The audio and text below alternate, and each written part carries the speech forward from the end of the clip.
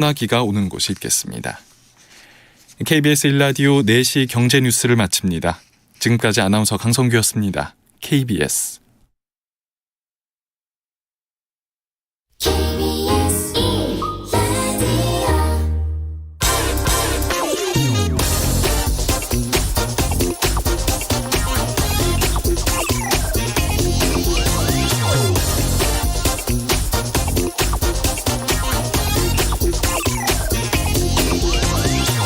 지난해 겨울 미국 텍사스주에 이상 한파가 몰아닥치면서 정전 사태가 벌어진 적이 있었습니다. 전력 판매가 완전 민영화돼 있던 텍사스주는 민간 전기회사들이 이 수요에 따른 변동 요금제를 적용하면서 난방용 전기요금이 최고 100배까지 뛰었습니다. 윤석열 정부는 인수위 시절인 지난달 이 에너지 정책을 발표하면서 한전이 독점하고 있는 전력 판매 시장을 민간에도 개방해서 경쟁시키겠다고 밝힌 바 있습니다. 공공재인 전력시장을 민간에 개방할 경우 이 수익이 목적인 이 민간 기업들이 한전처럼 적자를 감수하면서 낮은 전기요금을 유지할 리는 없습니다. 또 김대기 대통령 비서실장은 엊그제 국회에서 이 정부 재원 마련을 위해서 인천공항과 한국철도 이 코레일 지분 40% 정도를 민간에 매각하는 게 바람직하다고 밝혔습니다. 정부는 민영화가 아니라고 주장하지만 민간 자본이 이 돈이 목적이 아니라면 왜 들어오겠습니까? 그간 세계 여러 국가에서 민영화의 명분으로 민영화시키면 이거 효율성이 높아져서 공공요금은 내려가고 서비스의 질은 올라간다 이런 논리를 내세웠지만 결과는 정반대였습니다. 특히 전기와 수도, 철도같이 국가가 이미 천문학적 투자를 해놓은 기간 산업에 민간 기업들이 그냥 숟가락만 얻는 경우가 대부분이어서 이익은 사유화, 손실은 사회화됐습니다. 네, 경제와 정의를 다잡는 홍반장, 저는 KBS 기자 홍사원입니다. 홍사원의 경제쇼 출발하겠습니다. 유튜브 함께 갑시다.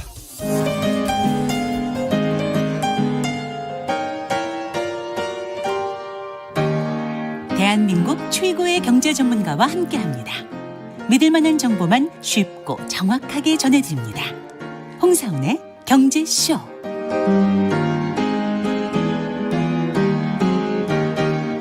네, 한국산 암호화폐 루나와 테라 이 폭락 사태가 요즘 일파만파로 번지고 있습니다. 윤석열 정부의 가상화폐 정책 방향 그리고 아울러서 이 새 정부의 원전 정책도 같이 좀 살펴보겠습니다. 많은 분들이 기다리시고 좋아하시는 분입니다. 박대기 KBS 기자 나오셨습니다. 안녕하세요. 네, 안녕하십니까. 워낙 유명한 그 팬덤이 있는 기자라서. 자, 루나 코인이 네. 가상화폐 시장에서 이게 시가총액이 50조 원이었다면서요? 네, 그렇습니다. 한때 전체 가상화폐 시장에서 또 상장이 돼 있거든요. 가상화폐마다 따로. 뭐 비트코인이라든지 이더리움이라는 식으로 상장이 돼 있는데 전체 순위가 한 7위 정도까지 올라갈 정도로 그러니까 우리나라뿐만 아니라 전 세계적으로 어마어마한 자금을 끌어모은 그런 코인이고요. 뭐 이른바 K코인, 김치코인이라고 좀 비하하시는 분도 계신데 대표 주자처럼 거론이 되면서 상당히 주목을 많이 받은 코인인데 불과 한 이틀 만에 99.999%가 폭락을 하면서. 그러니까 제가 그게 궁금한 게 시가총액이 50조 원이나 되는 네. 그런 그 큰 시장인데 이게 이틀 만에 그냥 휴지 조각이 되는 게 어떻게 가능한 거예요? 뭐 이제 보통 주식 같은 경우에는 상한가, 하한가 뭐라든지 그런 여러 가지 보호 장치들이 있지 않습니까? 그리고 이 주가 같은 경우에는 결국 청산하게 되면 얼마만큼은 주주에게 돌아올 것이다. 뭐 그런 장부 가치 같은 것도 있고 뭐 다양한 방법들이 있는데 이 코인 같은 경우에는 그런 장부 가치도 없고 아까 말씀드린 투자자 보호 장치라는 상한가, 하한가 제도가 없기 때문에 일종의 어떤 뱅크런 상황이 벌어지게 되면은 너도 나도 내다 팔다 보면은 가치가 이제 무한히 떨어질 수도 있는 그런 상황이 되는 겁니다. 기본적으로는 투자자들이 신뢰에 기반한 시스템이고 다른 뭔가의 자산으로 보호된다는 이런 것들이 없는 시장이기 때문에 그런 것 같습니다. 그러니까 루나하고 테라가 같은 그러니까 쌍둥이 그 코인이라면서요. 네, 자매 코인이라고 이렇게 하는데요. 어떻게 된 거 이거 어떻게 돌아가는 거예요 이게? 이게 상당히 저도 좀 이해하는데 저도 오래 걸리는 개념인데요. 스테이블 코인이라는 것이 먼저 개념을 아셔야 됩니다. 스테이블 안정적이라는 뜻이죠. 이게 뭐 투자를 안정적으로 할 수 있다는 뜻은 전혀 아니고요. 가치가 고정되어 있는 코인이라는 뜻입니다. 스테이블 코인이라는. 그래서 거죠. 안전하다 상대적으로 안전하다고 했는데. 그게 안전하다고 한다면은 이 가치가 언제나 고정돼 있어야 된다는 건데 가치 고정의 담보 장치라는 것이 보기에 따라서는 그럴싸해 보이지만 또 허술할 수도 있는 그런 것인데 이번에 그 문제가 드러난 것이고요. 예. 그래서 테라라는 코인이 먼저 있다고 생각을 하시면 됩니다. 테라라는 코인이 있어서 예. 정확히는 이제 UST라고 불리는 이제 테라 코인 중에서 US 달러랑 연결되는 코인인데요. 예. 이 코인 같은 경우에는 1테라를 1달러로 언제든지 바꿔주도록 돼 있습니다. 근데 보통 은행 같은 경우에 그렇게 하려면은 1달러를 예금 받으면 그 중에 이제 지급 준비금으로 이제 상당 부분을 쌓아두고 그렇죠. 또 담보 장치를 갖춰가지고 언제든지 고객이 요구하면 이제 돌려줄 수 있도록 돼 있어야 되는데 여기서는 이제 그 달러를 그대로 쌓아두는 것이 아니라 다른 방법을 택했습니다. 이 담보를 위해서 루나라는 또 다른 코인을 발행을 한 건데요. 예. 그래서 만약에 1테라가 1달러가 아니라 예를 들어서 1테라가 0.8달러로 떨어지게 되면은 예. 1테라를 1달러어치의 루나로 교환할 수 있도록 만든 겁니다. 시스템을. 루나로 예, 달러가 아니고. 예, 루나로 교환할 수 있도록 하면은 실제로는 0.8달러인데 1달러어치를 받을 수 있기 때문에 예. 다시 그 가치가 이제 테라에서 루나로 바뀌면서 루나의 유동량이 줄어들고 예. 테라의 유통량이 줄어들고 그러면서 테라 가치가 같이 올라간다는 거죠. 예. 그리고 테라 가치가 1달러를 넘어섰을 때는 정확히 그 반대 과정이 있으면서 예. 결국은 이제 루나와 테라라는 두 가지 화폐를 발행해 가지고 예. 두 시스템이 서로의 가치를 지지해 주는 그런 시스템으로 그러니까 하나가 떨어지면 하나를 팔아서 메꿔주고 네. 그 메꿔준 게 다시 올라가면은 다시 반대 네. 루나를 갖다가 다시 또 사주고. 네. 그런 시스템으로 궁극적으로 1테라와 1달러를 매치시키는 그런 방식으로 이제 유지가 아니, 되는데요. 달러는 하나도 안 들어간 거 아니에요? 그러니까 준비금으로. 그렇죠. 이제 준비금을 안 쓰고 이렇게 하는 방법이다. 그래서 이거를 알고리즘 스테이블 코인이라고 부릅니다. 모든 스테이블 코인이 이 방식을 쓰는 건 아니고요. 예. 다른 스테이블 코인 같은 경우는 실제 은행처럼 비슷하게 뭐 준비금이라든지 아니면 뭐 채권이라든지 이런 것들 쌓아두고 있는 코인 업체도 있는데 이번에 문제가 됐던 테라와 루나 같은 경우에는 이제 코인의 그러니까 테라라는 이 스테이블 코인의 담보로 루나를 쓴 것이죠. 그러니까. 아니 그러면 그게 실제로는 스테이블 코인이 말이 스테이블 코인이지 저 같은 경우에도 제가 무식해서 그런지 몰라도 스테이블 코인은 안전하다고 그거는 가상화폐가 아니라고 알고 있었거든요. 네. 달러를 직접 준비금으로 적립해 두는 거니까 이게 가상이 화폐가 정말 휴지 조각이 돼버리면은 언제든지 달러에 연결돼 있으니까 달러를 이제 인출해서 받을 수 있다라는 거 알고 있었는데 그게 이제 상당수에 많이 쓰셨던 테더라든지 그런 코인들은 그런 개념으로 사용이 많이 되고 있는데 물론 이제 테더 같은 경우에도 얼마만큼 준비금을 쌓아두고 있느냐 미국 당국에서 좀 들여다보자 뭐 이렇게 좀 실랑이를 벌이고 있는 그런 상황이고요. 그것도 뭐 4%도 안 쌓아뒀다면서요. 예, 그런 좀 논란이 여러 가지가 있기 때문에 그것도 좀 문제가 되고 있는 그런 상황인데 이제 알고리즘 스테이블 코인이라는 새로운 개념을 들고 온 것인데 이런 거는 이제 소수의 코인들이 이런 스테이블 코인들이 이런 방식을 취하고 있습니다. 약 1년 정도는 이게 그대로 유지가 됐었거든요. 그런대로 1테라가 1달러가 유지가 됐었는데 최근에 뭐 몇 가지 이유로 갑자기 그 가치가 떨어진 게 있었습니다. 테라의 가치가 한 0.8달러 이런 정도로 떨어졌더니 이 시스템에 대해서 불안감을 느낀 그 구매자들이 투매를 시작하게 되고 또 이제 테라 가치가 떨어졌으니까 그만큼의 루나를 막 발행을 하는 그런 상황이 되니까 또 루나 가치도 떨어지고 루나 가진 사람들이 투매를 하니까 다시 테라 가치도 떨어지고 이런 식으로 서로 담보 가치가 줄어들면서 그 테라와 루나가 동시에 떨어지는 이게 죽음의 소용돌이라고 불리는 그런 현상이 벌어진 거죠. 이제 부정적인 피드백이 서로 쌓이면서 안정적으로 보였던 시스템이 순식간에 무너지게 된 겁니다. 그러니까 서로 이 상부상조하면서 한쪽이 떨어지면은 내가 너를 받쳐줄게 하고 루나하고 테라가 사이좋게 이렇게 서로 받쳐주면서 1달러를 계속 유지했었는데 테라가 어느 순간 0.8달러로 떨어지니까 그럼 루나가 이걸 테라를 자꾸 사줘서 1달러까지 올려줘야 되잖아요. 그러려면 루나를 많이 발행을 했어야 되니까 루나가 많이 발행이 되니까 이것도 가격이 떨어졌구만. 그러면서 둘이 다 물량을 같이 받아줄 사람들도 없는 상황에서 계속 발행이 되고 이러면서 가치가 계속 떨어지고 있는 그런 상황이었고요. 그러면서 순식간에 이제 뭐 단 이틀 사이에 99.99%가 떨어지는 그런 사태까지 간 겁니다. 그래서 한때 이 루나 코인 1코인의 가치가 10만 원을 넘었었는데 이달 초만 해도 그랬습니다. 그런데 불과 3, 4일 사이에 1원까지 떨어졌거든요. 10만 분의 1로 떨어진 건데 이걸 10억 원어치 루나를 가지고 계신 분은 1원 그러니까 만 원이 됐을 겁니다. 예. 10억 원어치가 만 원까지 불과 3일 걸렸다. 예. 뭐 이런 정도가 됐습니다. 아니 그럼 그게 실질적으로는 스테이블 코인도 아닌데 스테이블 코인 말만 스테이블 코인이라고 했지 실제로는 그야말로 윗장 빼서 아래쪽에 넣어두는 그런 거 아니에요. 그런데 이게 어떻게 아무런 제재를 안 받았죠? 그런데? 이제 기본적으로 가상화폐라는 것을 이 어떤 제재라든지 이런 것들은 우리나라뿐만 아니라 그러니까 대부분의 제재라기보다는 우리나라를 비롯한 대부분의 국가 특히 서방 세계에서는 제재가 거의 없는 그런 상황이기 때문에 예. 물론 이제 이게 이제 이렇게 되고 나서야 이제 이게 법적으로 처벌할 수 있는 것이 아니냐. 예. 이거 혹시 사기가 아니냐 이런 이야기가 지금 나오기 시작한 상황인데요. 예. 처음에 이게 잘 작동하고 있던 동안에는 이게 좀 그럴싸해 보였고 예. 이게 좀 불안하지 않아 이렇게 의심을 가진 사람들도 상당수 있었습니다만 원래 가상화폐가 그런 거 아니냐 뭐 이렇게 생각을 하면서 계속 투자가 이루어지고 있었던 그런 상황인 것 같습니다. 하긴 뭐 투자라는 게 어쨌든 자기가 투자하는 개인이 그러니까 그 100% 책임을 지는 건 맞긴 맞아요. 네. 그렇지만은 그런 부분에 대해서 이게 정말 사기성이 있거나 네. 누구는 지금 이거 폰지 사기일 가능성이 높다고 하잖아요. 네. 그러면 그런 거 감시하고 견제하고 지켜주라고 국가라는 게 있는 거잖아요. 네. 이거는 지금 그럼 그런 감시망이 전혀 없는 거예요, 가상화폐는? 현재는 그런 식으로 이제 형사로 처벌할 수 있는 가능성 오히려 열려 있고요. 왜냐하면 무슨 방법이든지 결국 사기가 입증이 된다면은 처벌을 하는 거니까요. 예. 아니, 그것이 아니라 금융당국이라는 곳이 상시적으로 점검한다든지 이런 것들은 관련 법규가 만들어져 있지 않기 때문에 없는 상황이고요. 저도 이제 궁금해서 금융감독원에 물어봤습니다. 너희들 혹시 여기에 대해서 감시를 하거나 지금 조사를 한 게 있냐 물어봤더니 관련 법규가 없기 때문에 우리가 할 수 있는 거는 자료를 좀 달라고 요청하는 것밖에 없다. 아니 원래 예. 가상화폐에 대해서 그러니까 그 세금 걷겠다고 원래 올해부터 세금 걷겠다고 했다가 지금 반발이 크니까는 연기한 거잖아요. 네.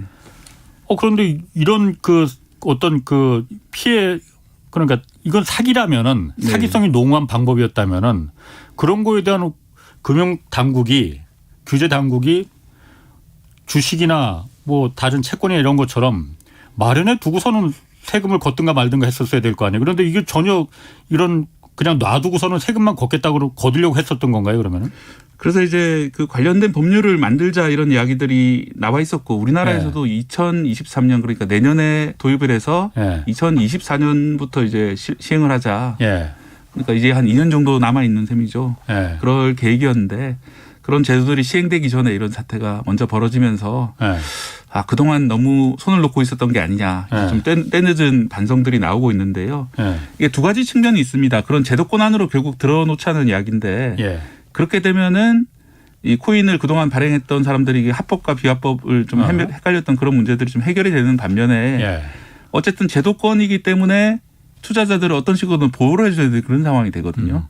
그러면 과연 이 코인이라는 것이 보호받을 만한 가치가 있는 자산인가부터 시작해서 좀 약간 존재론적인 의문들이 많이 제기될 수 있는 그런 상황이에요. 그래서 그게 이제 규제의 망에 들어온다는 점은 장점이 되면서 또 하나는 어쨌든 이 투자를 장려하고 보호하는 개념이 될 수가 있기 때문에 우리나라뿐만 아니라 많은 나라에서 연구는 하고 있는데 이걸 어떻게 해야 될지 좀 헷갈리는 그런 상황이고요. 다만 그것과 별개로 저는 이제 사기 혐의에 대해서는 좀 수사 당국이 나서 가지고 제대로 한번 조사를 해봐야 된다고 생각을 합니다. 저는 특히 이제 이게 테더와 달러의 교환 이 시스템에 좀 문제가 있다고 생각이 드는 게 사람들이 멀쩡한 달러를 놔두고 테러로 굳이 바꾸게 하기 위해서 유인을 해야 되잖아요. 그러기 위해서 테러로 바꿔서 예금을 맡기면은 연 20%까지 이자를 줬거든요. 20%? 네. 근데 상식적으로 이 20%가 가능한 이자인가? 만약 어떤 사채이자도 아니고 만약 어떤 금융기관이 연 20%를 보장한다면은 그거는 전 세계의 모든 자산을 다 흡수할 겁니다. 그렇지 않죠? 의심해 봐야지. 20%가 유지가 됐다는 거는 결국은 나중에 계속 투자한 사람들이 돈을 앞서 투자한 사람들의 이자로 지불을 해야만 가능한 구조가 된다. 그게 폰지 사기죠. 이게 바로 이제 피라미드 사기, 폰지 사기의 전형적인 그런 경우가 되잖아요. 물론 이제 이게 초창기에 어떤 인기를 끌기 위해 가지고 일시적으로 잠시 설정된 이자다 이렇게 변명을 할 여지는 있다고 생각을 해요. 그렇기 때문에 과연 이게 폰지 사기 개념으로 유지가 된 건지, 그러니까 지속 가능한 시스템으로 설계가 된 것인지, 아니면 처음부터 이런 식으로 투자를 모은 다음에 어느 때이고 망할 걸 알았다는 것인지, 이런 것들을 좀 확인해 볼 필요가 있을 것 같습니다. 그럼 20% 이자는 주기는 줬었습니까 그러면은? 예, 그렇죠. 이제 테라를 이게 맡길 경우에는 20%로 테라를 준 그럼 것이죠. 20% 이자를 주니까 더 많은 투자자들이 막 거의 꼬였겠네. 이거 진짜 준다 하고. 그러니까 이게 좀 참 안타까운 일이 돈이 이제 대출 받아서 투자하신 분들이 많더라고요. 저도 얘기를 들어보니까. 은행에 가서 이제 담보를 좀 맡기면 한 5% 정도 이자로 돈을 빌릴 수 있잖아요. 예. 예를 들어서 1,000만 원을 빌려서 5% 이자를 내고 여기 맡기면은 20% 이자를 받는 거예요. 예.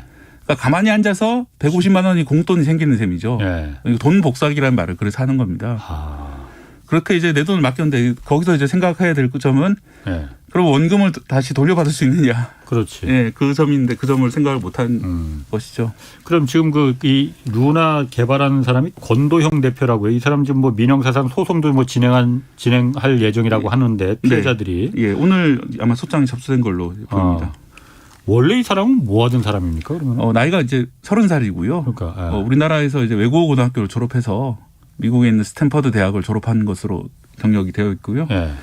그리고 많이 알려져 있기는 애플사 엔지니어 출신이다. 뭐 이런 것들이 있는데 그 기간이 석 달 정도 근무한 걸로 링크드인에 표시가 돼 있기 때문에 예. 실제로는 애플사 인턴이 아니었을까 이렇게 추측이 되고 있는 그런 상황입니다. 그럼 이 사람이 그걸 혼자서 그럼 다 이걸 그 루나하고 테라 그 시스템을 그러니까 서로 주고받고 서로 도와줘서 이 스테이블 코인 비스무리하게 보이는 걸 다 만든 거예요. 그럼 이 사람이? 근데 초창기에 같이 했던 사람은 그 티켓몬스터의 신현성 의장이라고 예. 그 또 다른 이제 기업인이 있는데 젊은 기업인이 있는데 예. 그 사람하고 같이 많이 사업 준비를 했던 것 같아요. 그래서 그쪽도 이번에 이제 소송이 제기돼 있는 그런 상황이고요. 그럼 이 권도용 대표나 그 아까 신현성 그 두 사람 같은 경우에는 예. 이걸 개발하면서 이게 시가총액이 50조 원이나 자기들이 만든 게 50조 원이나 됐으니 큰 돈을 벌었습니까? 그럼 이 사람들은? 그 점도 이제 예를 들어서 주식 같은 경우에는 내부자 거래 같은 것들이 명확하게 공시가 되도록 돼 있는데 예. 이거 코인 같은 경우는 아직까지 그런 제도가 없기 때문에 예. 얼마만큼 돈을 벌었는지 이런 것들도 뭐 사람들의 추측과 상상의 영역이지 알 수가 없는 그런 상황이죠. 그렇죠. 어떻게 그게 가능한가? 50조 원이라는 돈이 5천억도 아니고 50조 원이 왔다 갔다 하는 건데 어떻게 이렇게 무방비 상태로 그냥 놔둘 수가 있는 거죠? 다만 이해를 안 가네. 오늘 그 뉴욕타임즈 보도를 보면은 초창기에 미국 쪽 이제 자본에서 투자했던 자본들은 이미 막대한 수익을 거두고 이 돈을 뺐다. 이런 그러니까 이번 사태가 터지기 전에요.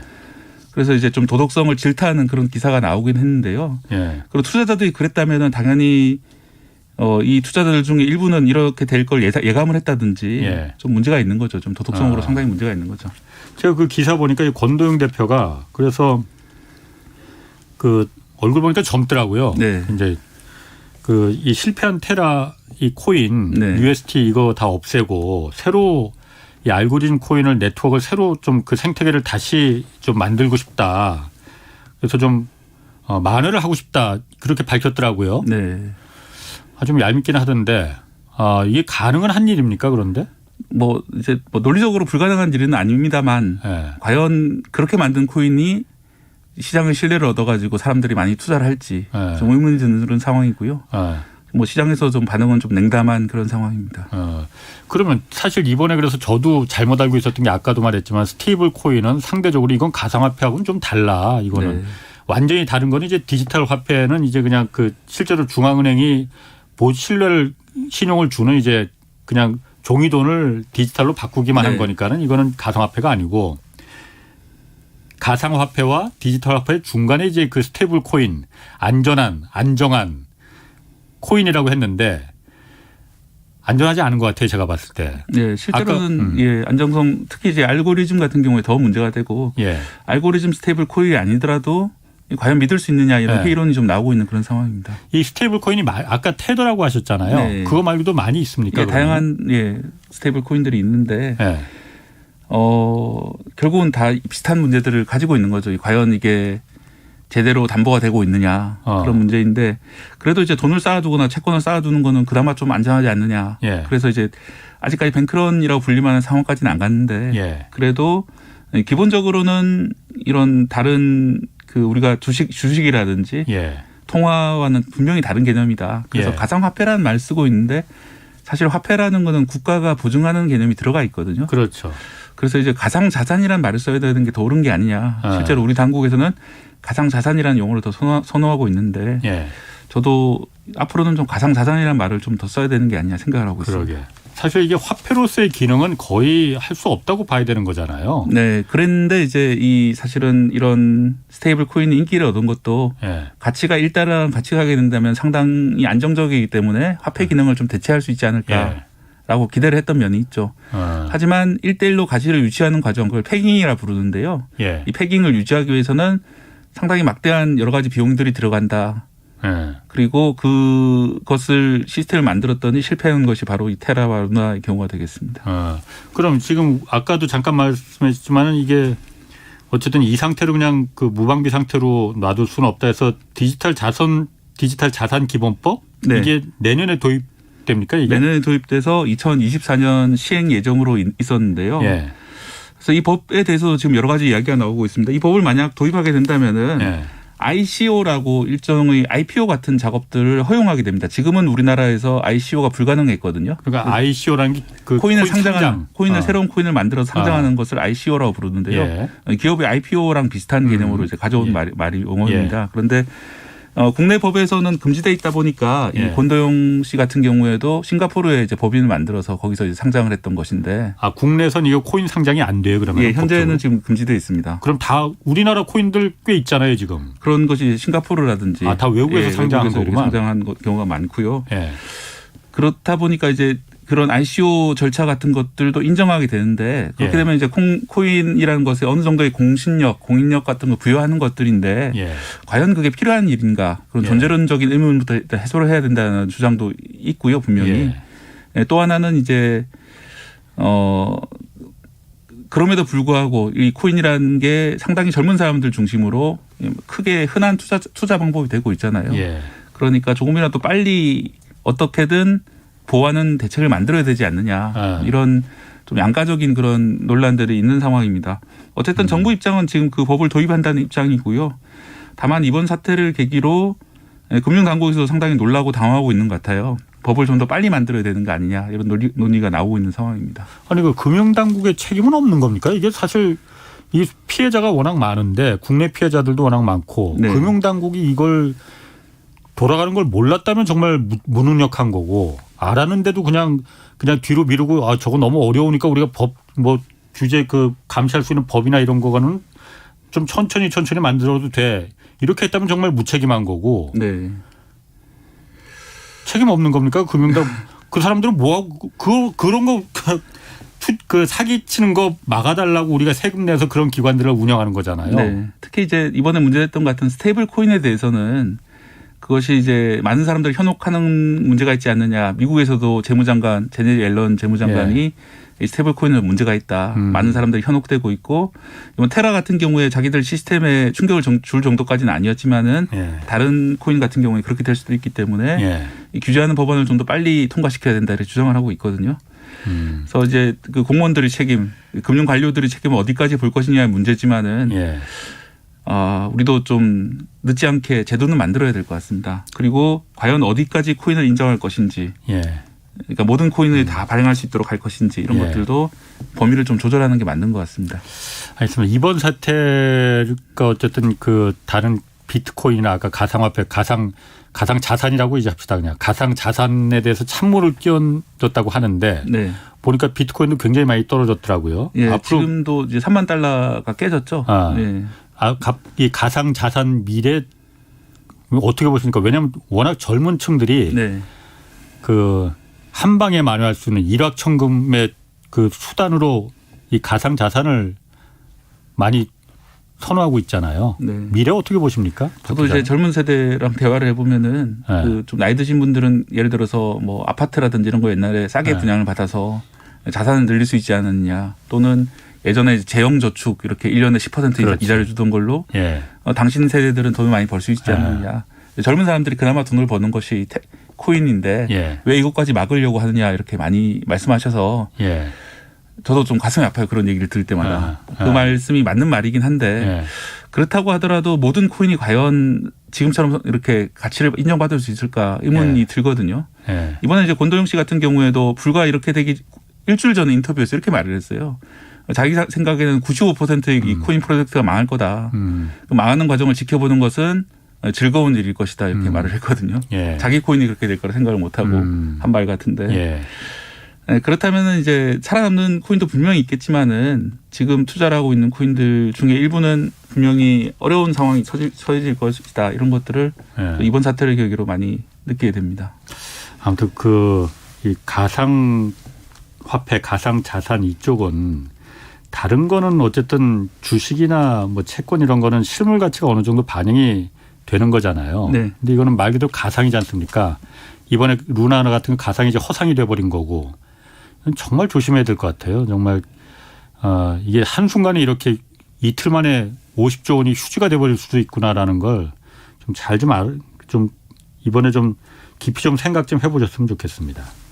자, 다른 이슈 이제 넘어가 보겠습니다. 윤석열 정부가 지금 탈원전 정책은 이제 폐기하고 친원전 정책으로 추진하겠다는 거지 않습니까? 네. 앞으로 어떻게 전개될지.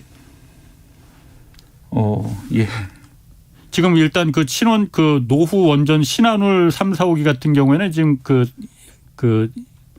하기로 공사를 계속 하기로 했고 네, 건설 노후 재개하기로 원전도 했고요. 지금 10기는 계속 수명 연장을 해주겠다 할 예정이다라고 제가 기사는 봤거든요. 네, 맞습니다. 일단 말씀하신 대로 그 신한울 3, 4, 5기 같은 경우에는 상당 부분 제작도 이루어져 있는 상황이었기 때문에 예. 그 발전기 그 몸체에 대해서 예. 아마 다시 이제 환경 영향 평가라든지 평가를 거쳐서 이르면 올해 그런데 올해 안 될 수도 있고 이런 상황을 건설을 재개해야 될 것 같습니다. 예. 제가 이제 이게 뭐 이러면 올해 안 될 수도 있다고 말씀드린 이유가 원전 건설이라는 게 그래 건설해야지 하고 아파트식으로 뭐 1, 2년에 만들 수 있는 그런 것이 아니라 예. 정말 프로젝트 하나마다 오래오래 걸리는 그런 작업들이기 때문에 예. 3, 4호기까지는 분명히 아마 만들게 될 텐데 이 공사 자체가 우리 현 정권 안에 끝날 수 있을지 예. 실제로 가동까지 들어갈지 그다음에 또 다른 원전 부지를 찾아가지고 그 예. 원전을 다시 지을 수 있을지 이거는 상당히 좀 희박한 상황이고요. 예. 그래서 이제 가장 큰 문제가 친원전으로 갈 경우에 예. 새로운 원전을 더 이상 만들 자리가 있느냐. 어디에 만들 것이냐. 그 지역 주민들이 동의를 얻어서 어디에 만들 것이냐. 그게 하나의 문제가 되겠고 예. 또 다른 문제는 송전이 가능한가라는 문제가 있습니다. 송전? 예, 대부분 다 수도권이나 공장 밀집 그렇죠. 지역이 아니라 멀리서 짓는 경우들이 많이 있는데요. 물론 예. 이제 저희 고려원전 같은 경우에는 부산과 울산 근처에 있긴 합니다만 예. 또 다른 원전들을 이제 새로 짓는다면은 또 거기서 멀리 떨어진 다른 데 지어야 될 텐데 예. 거기서 어떻게 전력선을 이어가지고 공장 지역까지 다 보낼 것인가. 예. 제가 이제 한전 쪽에 계신 전문가들한테 여쭤보니까 예. 자기들은 자리도 자리지만 이 전기선을 어떻게 끌어갈 것인지 실제로 짓게 된다면은 예. 그 전력선 지나간 걸 다 싫어하시잖아요. 또 그렇죠. 우리 동네 전력선 지나간 걸 다 그렇죠. 충전탑 싫어하는 게 인간의 기본적인 당연한 생각인데 예.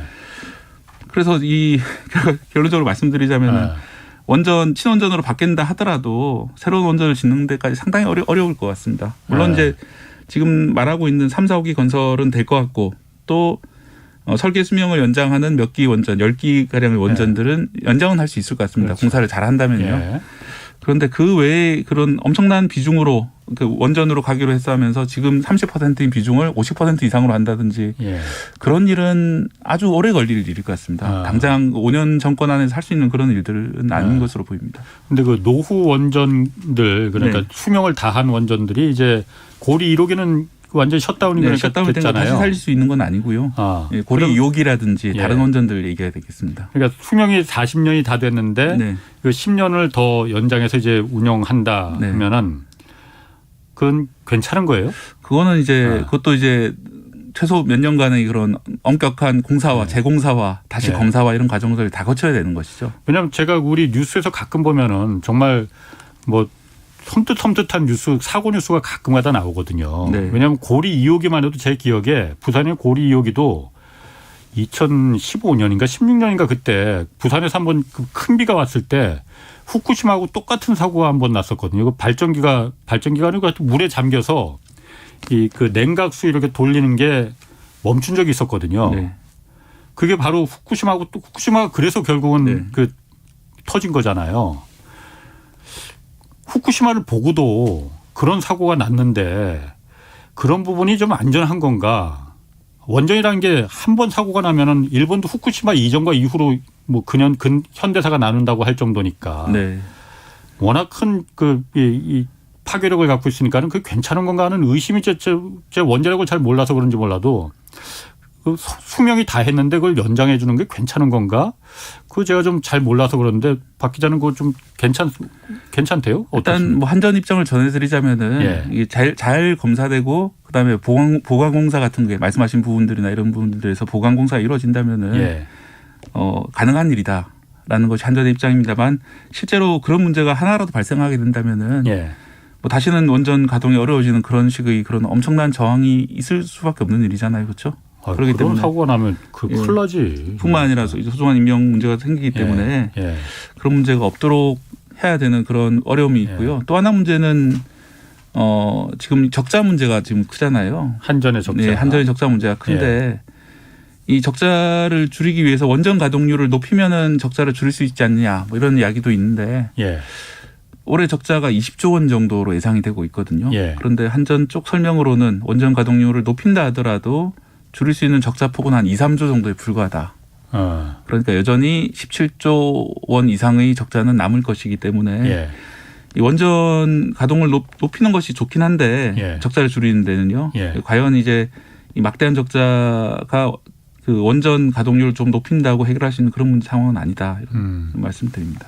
그럼 그 신재생 에너지 정책을 어쨌든 지난 정부에서 네. 문재인 정부에서 계속 추진했었잖아요. 네. 그럼 그 탄소 중립 맞추기 위해서 네. 그건 어떻게 되는 겁니까 그러면은? 신재생도 하고 네. 원전도 하고 그것이 현 정부의 정책인 것 같아요. 윤석열 정부의 정책은 예. 친원전 정책도 하되 예.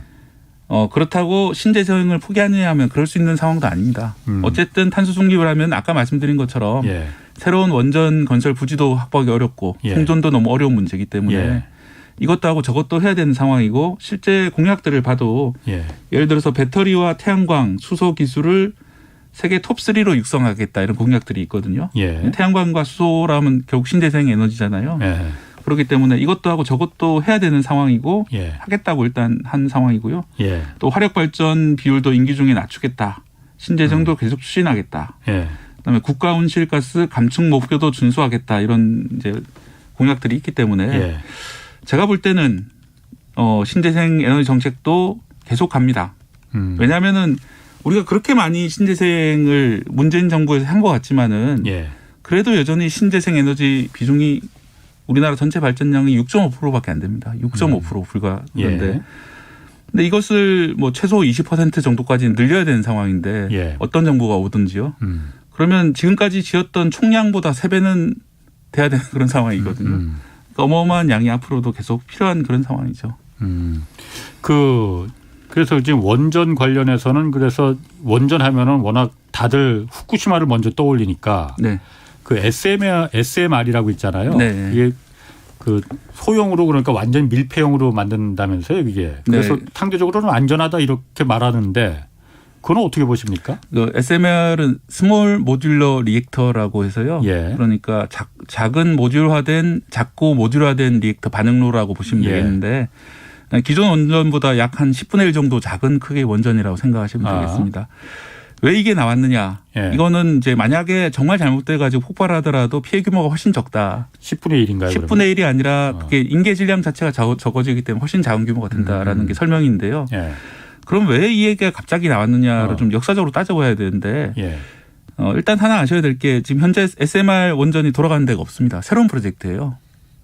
아직 그러니까 네. 실험실에서만 되는 거예요, 그러면 이것도? 그래서 시험 원전들은 가동되고 있는데 아. 실제로 전기를 생산해서 공급하는 곳은 없어요. 그래서 예.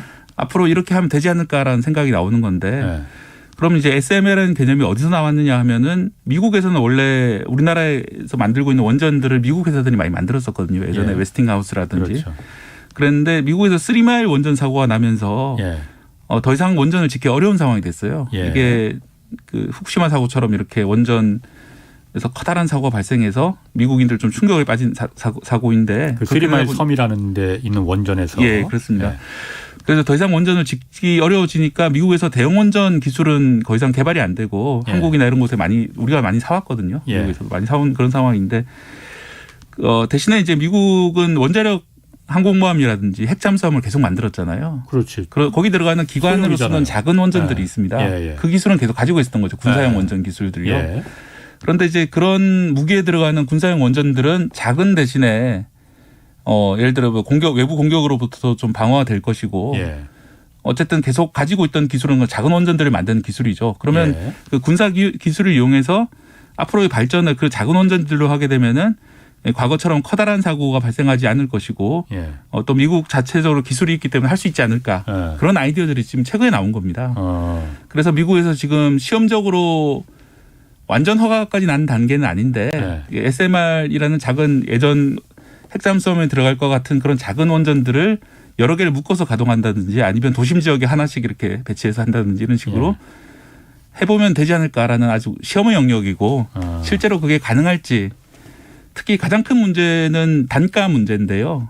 전기 단가가 올라가게 될 겁니다. 그렇게 되면은 핵연료 사용이라든지 그다음에 시설 구축이나 이런 비용들을 따져보면은 지금보다는 경제성이 떨어지게 됩니다. 지금처럼 큰 원전들을 박아두는 것보다는 경제성이 떨어지게 되는데 다소 높은 가격에도 안정성 때문에 그걸 사람들이 많이 택할지 그런 것들을 나중에 시장의 평가를 받아봐야 되는 것이죠. 그래서 뭐 새로운 기술 개발하는 것은 분명히 의미가 있는데 이게 성공할지 실제로 지어질지는 아직 정해지지 않은 그런 단계입니다.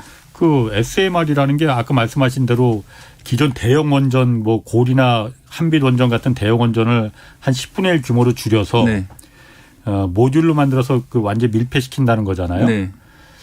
언뜻 보면 그게 무슨 새로운 기술일까 그렇게 어려운 기술일까 그런 생각은 들거든요. 그게 그렇게 만들기가 어렵나 보죠 그러면은? 예, 새로운 또 원자 설계도가 필요한 것이고요. 또 뭐 우리나라 같은 경우에 당연히 원자력 항공모함 만들어본 경험이 없기 때문에 우리가 이제 러시아 쪽으로부터 도입한 스마트 원전이라는 기술이 있긴 합니다. 러시아 쪽에서 러시아가 좀 구소련이 해체되고 힘들 때 러시아 쪽 기술을 도입해가지고 러시아 쪽 그래서 그게 러시아 쪽의 그런 원자력 원자력 잠수함이라든지 이런 것과 비슷하지 않느냐 뭐 이런 얘기까지 있는데 거기서 만든 설계도대로 이제 잘 작동할지 아직은 기술을 완전히 확보했다고 말하기 어려운 그런 상황이고요. 그래서 이제 여러 나라가 SMR을 고려는 하고 있는데 실제로 이게 주류가 될지 아직 미정인 상황입니다. 그럼 그 SMR이라는 게 그 개발이 되면은 예를 들어서 그거는 아까 말씀하신 대로 단가 문제도 있고 그러니까는 더더군다나 송전할 때 그 손실 비용이나 이런 걸 감안하면은 많은 전기를 쓰는데 그 두는 게 유리하겠다 뭐 그런 의견들도 있어요. 그래서 일각에서는 그 도시마다 큰 도시마다 그 SMR 원전이라는 게 상대적으로 굉장히 안전하다고 하니 그 크기도 작고 하니 큰 도시에서 서울 같은 수도권에 한 대, 뭐 부산에 한 대, 뭐 대구 광주에 한 대 이렇게 놓으면은 단가 문제도 좀 맞출 수 있는 거 아니냐. 네, 이론적으로는 그런데 그게 과연 수용성이 있을까, 받아들여질까 그런 참 어려움이 있고요. 제가 이제 사실은 이제 원전 문제라든지 이런 에너지 문제 전반을 보면서 항상 안타까운 것이 이거는 누가 정권을 잡든지 어느 정부든지 간에 우리나라는 기본적으로 에너지 자원이 없는 국가고 원자력이든 아니면 태양광이든 풍력이든 다양한 방법을 이용해서 탄소 중립적인 에너지를 구축해야 되는 국가인데 뭐 한쪽 서로 이제 막 이렇게 양쪽으로 갈라져 가지고 엄청나게 싸우게 되잖아요. 거기다가 이제 수용성도 아주 낮은 상황이고 뭐가 됐든지 간에 예를 들어서 원전도 수용성이 낮지만 태양광이라든지 풍력도 수용성이 낮으니까요. 그 우리 동네 들어온 거 싫다는 사람들이 많잖아요. 그래서 그런 수용성을 낮추기 위해서 노력하지 않고 서로 이제 상대방을 향해서 공격을 한다는 것들이 좀 마음이 좀 안타깝습니다. 제가 보니까 사실 우리나라 같은 경우에 에너지 공급 정책이라는 게 기본적으로 전제가 그거지 않습니까? 전 에너지 공급은 국가가 책임진다. 그러니까 뭐 마음대로까지는 아니지만은 쓰는데 불편 없게 해주겠다라는 게 우리 방향이잖아요. 그거부터 좀 바꿔야 될 것 같아요. 쓰는데 이게 많이 쓰면은 내가 매우 그 부담이 된다. 그리고 불편하다라는 게 좀 느껴져야만이 그 전기도 덜 쓰게 되는데 사실 우리 보면 전기 에너지에 너무 많이 이 비중을 두고 있거든요. 왜냐하면 깨끗하고 편리하니까. 사실 우리 예전에 보면은 제가 지난번에도 한번 예를 들었지만은 겨울에도 요즘 우리나라는 전기가 막 피크아웃, 블랙아웃 막 일본 직전까지 가잖아요. 옛날에는 상상도 할 수 없었는데 그게 다 옛날에는 등유로 벙커CU로 난방을 했지만 요즘은 다 전기로 하지 않습니까? 그러다 보니까 여름에만 블랙아웃이 위기가 있는 게 아니고 겨울에도 전력난이 막 발생하는 거란 말이에요. 네. 사실 난방은 그냥 등유 떼는 게 낫죠. 이산화탄소가 나오더라도 그거는 그냥 등유 떼는 게 전 더 맞다고 봐요. 그리고 왜냐하면 전기로 떼니까는 요즘 남산 위에 올라가 보면은 한겨울에 옛날에는 수증기가 그 뽀글뽀글 서울 시내 뽀였었거든요. 그 수증기가 네. 보일러 떼느라고. 요즘 그거 하나도 없습니다. 네. 다 바꿨거든. 그냥 보조금까지 줬습니다. 그거. 전기로 난방하면 보조금을 줬었어요. 국가에서 한때는. 그러니까는 이 상황에서 전기가 모자랄 수밖에 없는 거지. 이 개념을 좀 저는 바꿔야 된다고 봅니다. 사실 그래야만이 원전도 친환경 뭐 신재생 에너지도 가능한 거지. 저는 이제 기본적으로는 그 이용량도 줄여가야 된다는데 동의를 하는데요. 예. 또 하나는 결국은 넷제로로 가게 된다면은 전기 에너지가 기본 형태가 될 거고 예. 다만 그것이 정말 집에서도 낭비되는 것이 없도록 최대한 아껴 쓰는 그런 상황으로 만들어져야 되는데 예. 집집마다 태양광 패널을 설치하고 집집마다 ESS를 설치해가지고 전기를 모으고 또는 수소 형태로 저장을 하고 이런 시스템까지 지금 다 고려가 되고 있는 중이거든요. 2050년 모델에서 보면은. 예. 그러면 지금하고는 정말 다른 상황이고 말씀하신 대로 여러 가지로 어려워질 겁니다. 이렇게 전기를 풍족하게 쓰던 시대는 아주 과거의 그런 시대. 우리가 예전에 1970년대 차량을 보면은 연비 따위는 신경 안 쓰고 석유 위기 이전에 썼던 것처럼 예. 언젠가 아마 지금 시대를 보면은 그때는 정말 전기 요금 따위는 신경 안 쓰고 살았던 시대가 아니냐 이럴 정도로 어려운 시대가 아무로 올 것 같다는 생각이 듭니다. 그 전기요금 아까도 잠깐 얘기했잖아요. 그래서 한전 적자가 뭐 워낙 지금 뭐 감당하기 힘들 정도로 좀 커진다는 건데 네. 전기요금 그래서 인상한다는 거잖아요. 네. 인상은 이건 그 될 것 같죠. 그리고 인상은 돼야 합니다. 그러니까. 이게 참 그런데 이제 대통령 공약상에서 이제 인상을 특히 4월 인상을 예. 이제 무효하겠다 이런 공약이 있었기 때문에 예. 참 이거를 공약을 잘 깼다라고 얘기해야 되는 건지 그게 참 말하기 좀 애매한 그런 상황이긴 한데 예. 어쨌든 현재 상황으로서는 한전이 지속 가능하지 않은 상황은 분명해 보입니다. 예. 왜냐하면 워낙 석탄 가격 그리고 그 석유 가격이 많이 올랐기 때문에요. 많은 분들이 이제 가스 가격도 많이 올랐다고 생각을 하시는데 우리나라는 한국석유공사가 예. 중동에 있는 국가들하고 20년씩 장기 계약을 해뒀습니다. 그렇죠. 가스 가격 계약이 가격이 단기적으로 폭등하거나 이런 영향은 좀 적은 편인데 예. 대신에 그 가스 가격 요금을 석유 가격에 맞춰서 내도록 돼 있습니다. 그래서 어차피 유가가 폭등하는 만큼 가스 가격도 상당히 올랐고 예. 또 석탄 가격도 오른 상황이기 때문에 그런 비용 때문에 결국은 올해 20조 벌써 8조 정도 1분기에만 적자가 나온 상황이고요. 예. 그러면 현재 제도로는 분기별로 3원씩만 바꿀 수가 있어요. 킬로와트 시당. 그런데 이것만 가지고는 좀 어려울 수 있다라는 것이 한전의 입장이기 때문에 예. 제가 예상하기로는 아마 지방선거가 지난 다음에 한전요금 조정에 대한 여러 가지 정부 대책들이 나오는 시점이 있지 않을까 생각이 듭니다. 우리나라 전기요금이 네. 사실 전기요금이라는 게 굉장히 나라마다 굉장히 체계가 다르잖아요. 네. 우리나라도 뭐 그 100kW, 200kW마다 누진제가 다 구간이 다르고 네. 우리나라 전기가 싼 겁니까 비싼 겁니까 일단? 일단은 싸다고 많이 알려져 있고 실제로 외국과 선진국들과 비교하면 상대적으로 싼 게 분명해 보이죠. 네. 그리고 또 한 가지는 네. 가정용 전기와 산업용 전기요금이 다르잖아요. 네. 우리나라 같은 경우는 대부분의 상당수의 전기가 다 산업용 전기로 많이 네. 쓰이잖아요. 예. 산업용 전기는 우리나라가 굉장히 일종의 그 보조금 형식으로 싸게 해주고 있다라는 얘기가 있거든요. 네. 실제로 그렇습니까? 어떻습니까? 그게 이제 한 몇 년 전까지만 해도 그게 맞는 말이었어요. 예. 그런데 지금은 가정용이든 산업용이든 모두 싸다.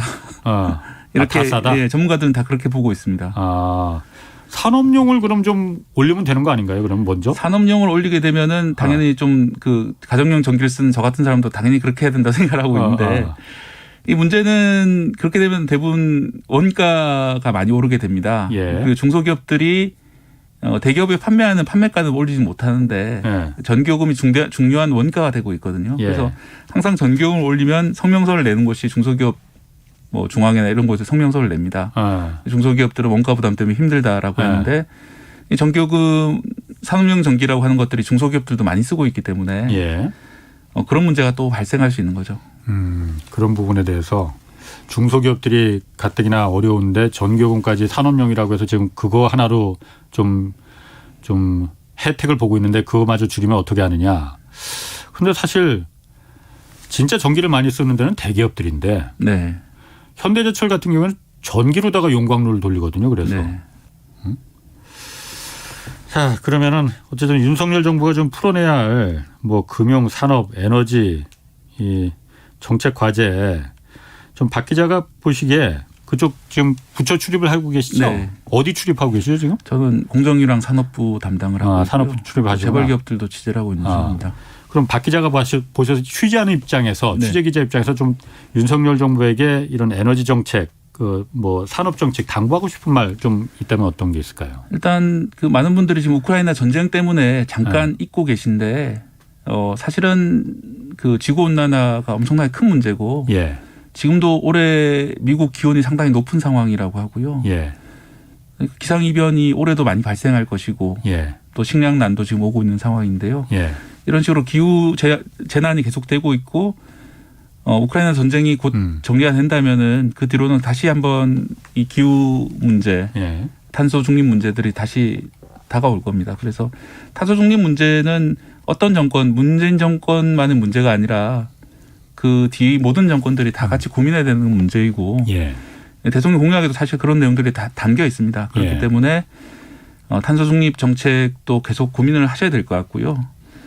또 하나의 문제는 지금 미중 그 갈등과 러시아 전쟁 이후에 특히 서방과 그런 옛 동구권 세력 간의 그런 디커플링 같은 것들이 예. 발생하고 있는데 우리나라는 러시아나 중국으로 많이 진출하고 관계가 깊어져서 이익을 많이 봤던 국가거든요. 예. 뭐 그렇게 되면 여러 가지 손실도 많이 발생할 수 있겠죠. 앞으로 가게 된다면 그런 예. 문제도 정말 고민이 많이 되는 문제고 현재 이제 누구의 잘못이라기보다는 전 세계적으로 우리나라처럼 무역에 의존해 있고 에너지 자원이 없고 예. 이런 국가는 정말 어려운 그런 경제 여건이 만들어지고 있습니다. 예. 올 하반기부터 내년까지 아마 그렇게 될 것 같은데 그래서 기업들 취재해봐도 정말 답이 안 보이는 그런 상황이거든요. 예. 환율 문제 이런 것들도 있고 아하. 에너지 가격, 예. 인플레 문제 이런 것들 예. 때문에 그래서 좀 산적한 문제들을 좀 실용적으로 예. 이념 위주가 아니라 어떤 식으로 이 문제들을 해결할까 좀 실사부시를 하는 식으로 접근했으면 좋겠습니다. 그 지난 정부에서는 어쨌든 문재인 정부에서는 그 산업 어차피 산업부 좀 출입하고 계시니까 소재 부품 장비 산업이 지원 많이 했었잖아요. 네. 그리고 정부 차원에서 그리고 배터리 사업, 네. 반도체 이쪽 많이 했었는데 윤석열 정부는 어떻습니까? 산업 정책은 좀 어떻게 큰 차원에서 어떻게 그 펼쳐나가는 건가요? 큰 차원에서 마찬가지로 똑같은 반도체와 배터리 예. 그리고 그 소재 산업을 그대로 육성할 거라고 예상이 되고요. 예. 왜냐하면 아까 말씀드린 것처럼 공급망 훼손 문제가 지금도 아주 큰 이슈가 되고 있고 예. 또 우리나라에서 그동안 잘했던 반도체 배터리 외에 신성장 동력이 이렇게 나타나지 않는 상황이기 때문에 예. 그런 산업 정책은 그대로 계승할 거라고 저는 예상을 하고 있습니다. 예상을 하고 있고 그럴지 않기 어려운 그런 상황이 되거든요. 예. 예를 들어서 어제 오늘 좀 화제가 되고 있는 것이 그 IPEF라고 인도 태평양 경제 프레임워크가 있는데 예. 그렇다면 이제 중국하고는 다른 배를 탄다는 이야기냐 뭐 이런 비판이 나오니까 정부에서 청와대에서 하는 얘기가 이거거든요. 그러니까 죄송합니다. 대통령실에서 나오는 이야기가 우리나라에 필요한 핵심적인 그 중간재가 200가지 정도가 있는데 예. 그 중에서 60개나 70개 정도를 중국에서 의존하고 있는 상황이다. 특히 이제 2차 전지 배터리 들어가는 그 소재 같은 경우는 중국제를 거의 다 쓰고 있거든요. 중국하고 이제 당장 디커플링 한다는 건 불가능한 그런 사실 이야기입니다. 그렇기 예. 때문에 결국은 그런 것들을 이제 물론 장기적으로는 디커플링 준비를 해야 되기 때문에 어떤 나라든지 예. 소재 동력이 필요하기 때문에 그런 소재에 대한 그 투자도 필요한 것이고 또 배터리 산업과 반도체에 대한 투자도 필요한 상황이고 그런 예. 어려운 숙제를 지금 안고 있는 상황입니다. 그럼 중국 IPEF 가입에 대해서 중국이 그러니까 좀 불편한 심기를 내비쳤잖아요. 네, 특히 이제 중국 관영 매체들이 많이 그러고 있죠. 그런 부분에 대해서도 그러니까 적절하게 국익을 위해서 너무 한쪽에 치우치지 말고 했으면 좋겠다 이런 의견이시죠? 예, 그런데 이제 정부에서도 그렇게 하겠다고 얘기를 계속 하고 있어요. 알겠습니다. 실제로 과연 그렇게 될지 그게 어려운 숙제입니다. 예, 오늘 말씀 잘 들었습니다. 지금까지 박대기 KBS 기자였습니다. 예, 지금까지 경제와 정의를 다잡는 홍반장 홍사원의 경제쇼였습니다. 5월 19일부터 공직자의 이해충돌방지법이 시행됩니다. 이해충돌방지법은 공직자의 불공정한 행위를 엄격히 제한하고 있습니다. 고위공직자는 소속 공공기관이 자기 가족을 특혜 채용하거나 가족회사와 수의계약을 체결하도록 해서는 안 됩니다. 또한 직무와 관련된 비밀을 이용해 재산